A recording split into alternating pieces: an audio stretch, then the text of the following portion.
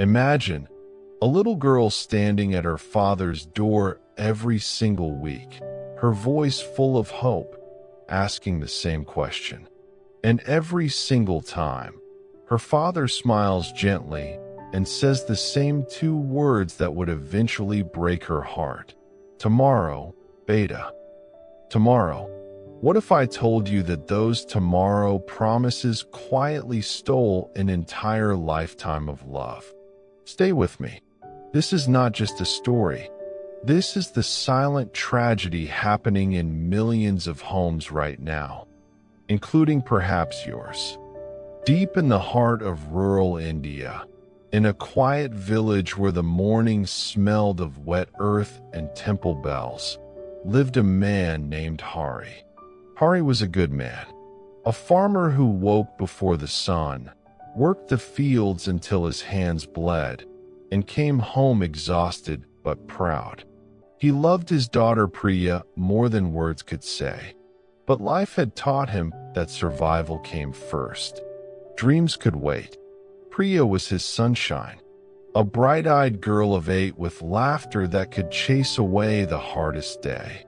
Every evening, after helping her mother with the chores, she would run to her father as he sat on the old charpoy in the courtyard.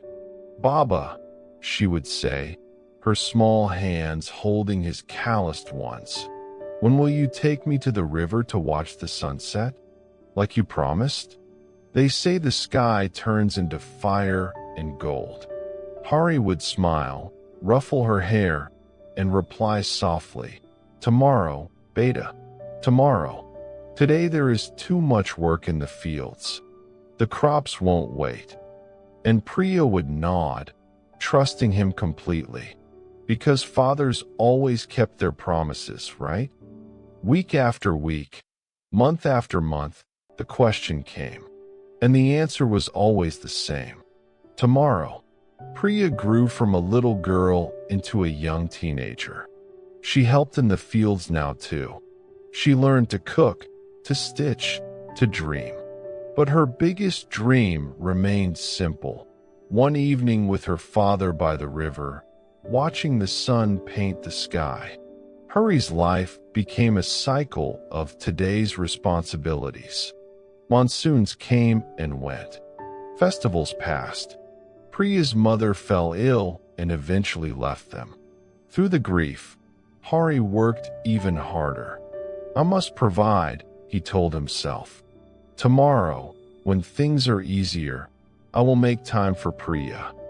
But tomorrow never seemed to arrive. Priya began to ask less. Not because she stopped wanting, but because she started to understand. Or at least, she thought she did. She told herself her father loved her. He just showed it through the rice on the table and the roof over their heads. Years passed like the river's flow, steady and unstoppable. Priya turned 20. A kind young man from the neighboring village wanted to marry her. Hari gave his blessing. On her wedding day, as she touched his feet for the last time before leaving for her new home in the city, Priya looked up at her father with tears in her eyes. "Baba, thank you for everything." She paused, as if waiting for something. But Hari only nodded, his throat tight. He almost said it. "We will watch the sunset together when you visit." But he didn't. She left. The house grew quieter. The laughter disappeared. Hari told himself it was fine. She has her own life now. No need to drag her back to old promises. He buried himself deeper into the fields. The tomorrows continued, but now they were for himself. Tomorrow he would rest. Tomorrow he would visit the temple. Tomorrow he would feel less lonely. 10 long years passed. Hari was now 63. His back ached constantly. His eyes had grown cloudy. Walking to the fields took longer. The village had changed, but his habits had not. One dusty afternoon, a car stopped outside his house. Out stepped Priya, older, more graceful, wearing a beautiful sari, and holding her hand was a small boy, Arjun, 6 years old, with the same curious eyes his mother once had. Priya had come home. That evening, as they sat in the courtyard, Arjun looked up at his grandfather with pure wonder. "Dadu, Mummy says you know the most beautiful place in the world, the river where the sun kisses the water. Will you take me there?" Hari froze. The words hit him like a quiet storm. He looked at Priya. She was smiling, but her eyes held something deep and painful. Hari swallowed. "Tomorrow, Beta," he said out of habit. But this time, something inside him shifted. The next morning, before the sun fully rose, Hari made a decision he had never made before. On the third day of their visit, Hari woke early. He took his old walking stick, held Arjun's small hand, and began the long walk to the river. Priya followed quietly behind.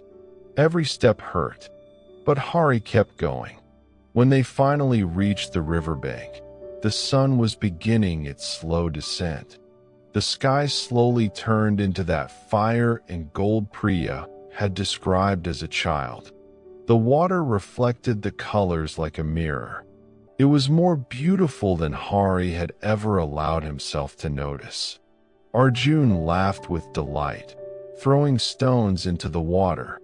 Hari stood there, really stood there, for the first time in his life. He felt the warm breeze. He heard the gentle flow of the river. He saw his grandson's joy. Then he turned and saw Priya. She was standing a few steps back, tears streaming down her face silently. In that moment, everything crashed over him.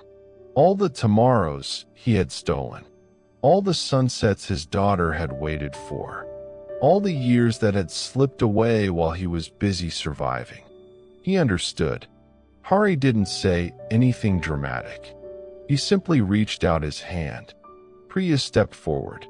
The three of them stood together, grandfather, daughter, and grandson, watching the sun disappear.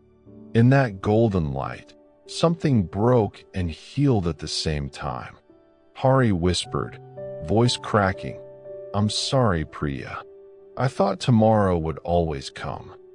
Priya leaned her head on his shoulder and cried the tears she had held for 30 years. "It's okay, Baba. We're here now." Most of us are like Hari. We say tomorrow because today feels heavy. Psychology calls this temporal discounting. We value the present pressures more than future joys. We believe we will have more time. But time is the one thing we cannot earn back. We postpone the people we love, thinking they will always be there, until one day they aren't, or we aren't. This is the quiet tragedy of ordinary life. The Buddha taught that impermanence, anicca, is one of the deepest truths. Everything changes. Everything ends. The people we love, the moments we postpone, our own breath. He said, "The trouble is, you think you have time." Not as a scolding, but as a gentle awakening. When we truly understand impermanence, we stop waiting. We begin to show up fully for the people in front of us today. If this story touched something in you, pause for a moment. Think about the person you've been saying tomorrow to, the sunset you keep postponing, the conversation you've been avoiding. Today is the only tomorrow we are ever guaranteed. Go hold the hand that's waiting for you. Watch the sunset. Say the words. You are not alone in this. Many of us are waking up right now. And that is where healing begins. Thank you for staying until the end. May your tomorrows be filled with presence and love.